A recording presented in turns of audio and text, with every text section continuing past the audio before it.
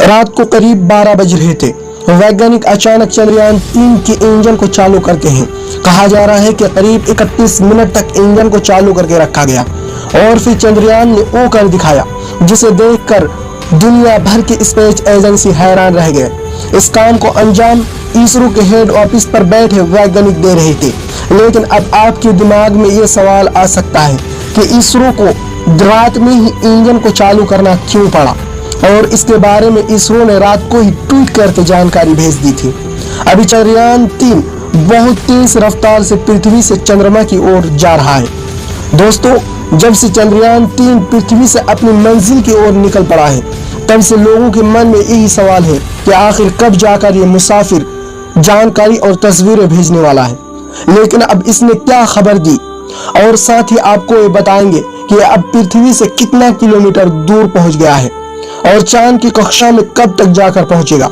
चलिए इस वीडियो में आपको पूरा डिटेल में इसके बारे में ताज़ा जानकारी देते हैं, तो इस वीडियो को अंत तक जरूर देखिएगा। और अगर आप इस चैनल पर नए हैं तो इस चैनल को सब्सक्राइब जरूर कीजिएगा।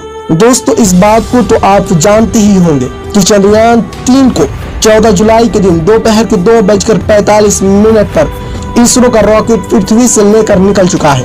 इस रॉकेट का काम उसे सिर्फ पृथ्वी की कक्षा में पहुंचाना था। उसके बाद इस रॉकेट का मलबा नीचे गिर गया। 14 तारीख के बाद अब तक पृथ्वी के कक्षा में ही घूम रहा है। 15 जुलाई के दिन उसने पृथ्वी के चारों ओर पहला राउंड पूरा कर लिया था, क्योंकि जैसा कि मैं पहले ही आपको बता दिया कि कोई भी अंतरिक्ष यान को डायरेक्ट सीधा नहीं भेजा जाता है, बल्कि उसे पहले पृथ्वी के चारों ओर राउंड घूमना पड़ता है और फिर अंडाकार राउंड में उसे भेज दिया जाता है, क्योंकि एकदम से पृथ्वी के भारी भरकम ग्रेविटी उस अंतरिक्ष यान को पृथ्वी से दूर जाने नहीं देती। 17 जुलाई को यह मुसाफिर पृथ्वी के एक राउंड पूरा करने के बाद दूसरे राउंड में प्रवेश करता है।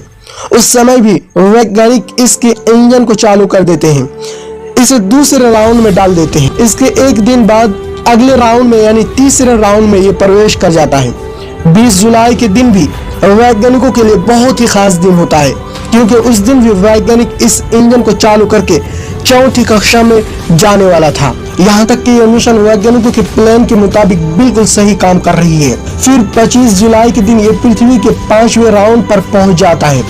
अब ये पृथ्वी का लास्ट राउंड था और 25 जुलाई के बाद वैज्ञानिकों को इंतजार था 1 अगस्त का, जबकि ये इंतजार भी खत्म हो गया। 14 तारीख से लेकर 31 जुलाई तक चंद्रयान 3 ने पृथ्वी के चारों ओर पूरे 5वें राउंड पूरा कर दिए हैं। अब चंद्रयान बिल्कुल सही सलामत पृथ्वी के 5वें राउंड पूरा करने के बाद तैयार बैठा है पृथ्वी की ग्रेविटी को छोड़ने के लिए। कोई भी अंतरिक्ष यान को पृथ्वी के भारी ग्रेविटी से निकलने के लिए उसके इंजन को चालू करना पड़ता है। फिर वैज्ञानिकों का इंतजार था 31 जुलाई और 1 अगस्त के मध्य रात्रि का।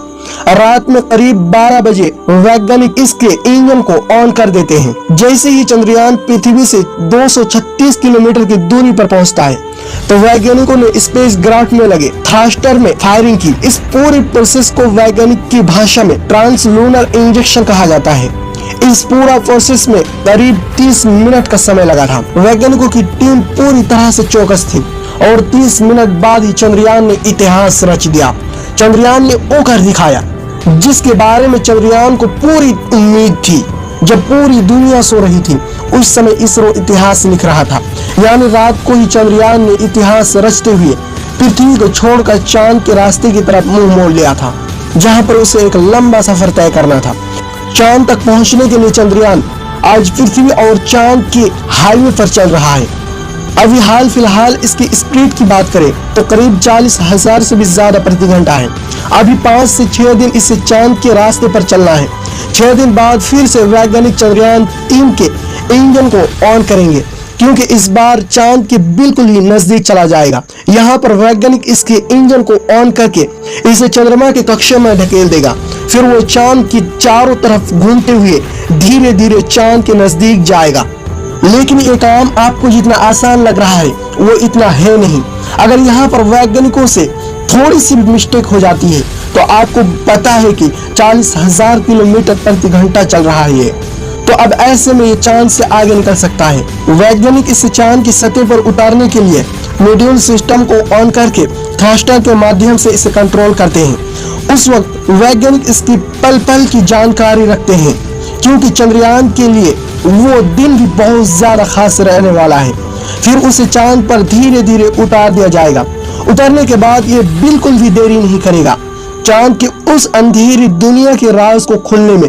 जब चांद के उन भयानक गड्ढों की पहली बार तस्वीर दुनिया वालों के सामने आएगी तो पूरी दुनिया के वैज्ञानिक भी अचंभित रहने वाले हैं, क्योंकि करोड़ों सालों से वो गड्ढे वीरान पड़े हैं। अगर पृथ्वी पर इस प्रकार के गड्ढे कई सालों से वीरान पड़े हो तो उनके अंदर कई प्रकार के जीव जंतु जाकर अपना बसेरा बना लेता है। लेकिन आखिर चंद्रमा के उन भयानक गड्ढों में है क्या, ये सवाल अब वैज्ञानिकों को बहुत ज्यादा परेशान कर रहा है। इसका जवाब हमें सटीक रूप से चंद्रयान 3 ही से वहां जाकर मिलेगा। दोस्तों, उम्मीद करते हैं कि चंद्रयान 3 जरूर चांद की जमीन पर उतरने में कामयाब हो जाएगा और वहां की रहस्यमयी जानकारी पहली बार हमारे सामने होंगी। बाकी आप चंद्रयान 3 को लेकर क्या सोचते हैं, हमें कमेंट के माध्यम से जरूर बताएं। और अगर आपको इस वीडियो के माध्यम से कुछ भी नॉलेज मिला हो तो इस वीडियो को लाइक करके चैनल को सब्सक्राइब जरूर कर लीजिएगा। और अगर आपको और ज्यादा वीडियो देखना है तो स्क्रीन पर दिख रहे वीडियो आपको देख लेना चाहिए। तो मिलते हैं किसी दूसरी वीडियो में, तब तक के लिए आप अपना और अपनों का ख्याल रखें। जय हिंद, जय भारत।